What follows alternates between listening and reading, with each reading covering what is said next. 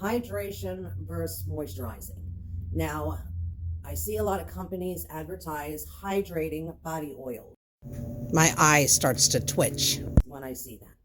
So think about this. You're at the gym, you have a good workout, and the trainer's like, all right, guys, come on, hydrate. Who grabs a bottle of oil and drinks that to hydrate? No one. You grab water. Water is the only thing that hydrates. Oils condition. I was taught, that there's a fine line with even moisturizing, because if you think about moisturizing, there's moisture in the air, humidity. Does oil moisturize?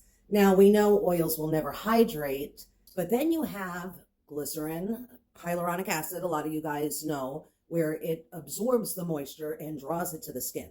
That's moisturizing. Then there's some scientists that argue that oils can be moisturizing. Some say they're not moisturizing, but they're part of the moisturizing process. Because what oils do is, all right, you put the water on, you hydrate your skin first, and then you want to lock in that hydration. And that's where oil comes in.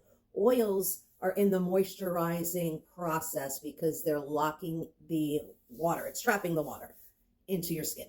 That's the great purpose of oils. And plus, oils have numerous vitamins, great benefits. But whenever I'll see people comment like, oh, I'm using this butter and, it's not hydrating my skin. So no, when you have really dry skin, you're lacking the water. You need to hydrate your skin. Putting a body butter on dry skin is horrible, because what are you locking in? The dryness? You need to have water in your skin. So for an example, if you ever use body butter, I put it on dry skin and it kind of just sits on top. But whenever you come out of the shower and put it on like damp skin when your pores are open, do you ever notice how it sinks in so much better? Of course, because your skin's wet and that body butter is locking in all that water. So now your skin feels great. It's nourished. So I wanted to come on and kind of explain the difference to you guys between hydrating and moisturizing. And to you makers, come on, this is something you should have known already. So don't advertise your body oils as hydrating body oils, because they will never be hydrating. Moisturizing, okay. I found some articles that I'm going to share with you guys. All right, so this article is just saying how no, oil cannot hydrate the skin.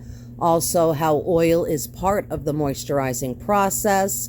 So while oils condition the skin and hair, they only retain water. They trap it in. They don't add water, which means they're moisturizing, not hydrating.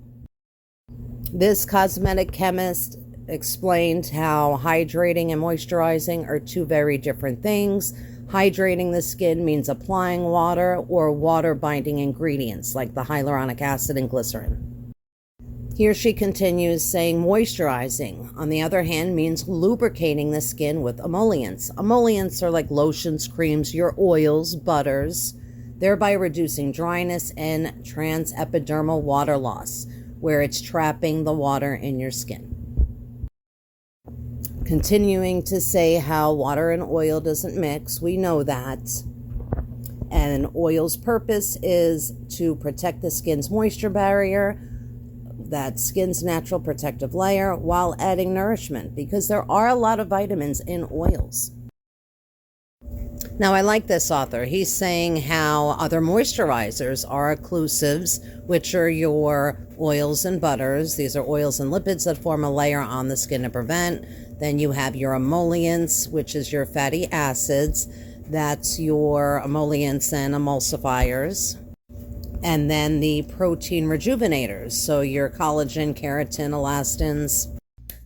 Okay, guys, so that concludes our video. I hope you guys found this information very helpful.